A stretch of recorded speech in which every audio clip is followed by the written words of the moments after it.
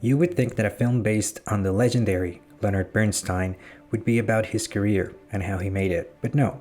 It takes a drastically different and probably more compelling turn. Spoilers ahead. So there is a factor of Leonard's career here, but it's mostly glossed over. What it really focuses on is Leonard's relationship with Felicia. I'm not entirely clear what kind of relationship they had. I'm guessing from what I saw in the movie that it was some sort of open relationship. I figured that kind of relationship was more common back then in the LGBTQ plus community, as a way to not affect her personal image. But the thing is, Leonard did love Felicia. They got married and had children, and from the looks of it, loved each other in their own way. But Leonard had his flings until the very end. The film sheds a little light on how LGBTQ relationships worked through different decades, and the progression is quite interesting. The performance by Bradley Cooper is very good, but I must say Carey Mulligan's performance is breathtaking and certainly one of the highlights of the film. We know how big Leonard was, but Felicia is a deeply interesting character and was portrayed beautifully. You can really feel the pain in her eyes when she realizes what kind of relationship she got herself into. I've read some comments about Cooper's interpretation of Bernstein. I think it might be a little bit overplayed, but I guess he was going for an Oscar nomination and well, he got it, but yeah, maybe he could have underplayed it a little bit. One aspect of the film that I didn't quite get was the way it does ellipses, meaning the passage of time. It's not entirely clear if we moved a lot or a little into the future, and that gets a bit confusing as the film progresses. The same goes for the type of film used. I assume they tried to emulate the look of the early 40s and then progressively bettering the quality until the recent past. Unlike films such as Oppenheimer, in which the black and white parts are meant to be either the point of view of Downey's character or the more objective reality. Here it's just meant to show the past. It isn't as effective as it could have been. Aside from that, the direction is very good. I've been following closely Bradley Cooper since the remake of A Star is Born, and it looks like he's getting a bit better in some aspects. There are some interesting directorial decisions that really helped the film, such as creating parallels between the past and the present. Overall, it's a solid film with some stuff that could have been better that I mentioned before, about someone who is one of those larger-than-life personalities. So it was the wisest decision to focus not on the man as an artist, but on the man as a person. As always, thank you for watching. See you next time.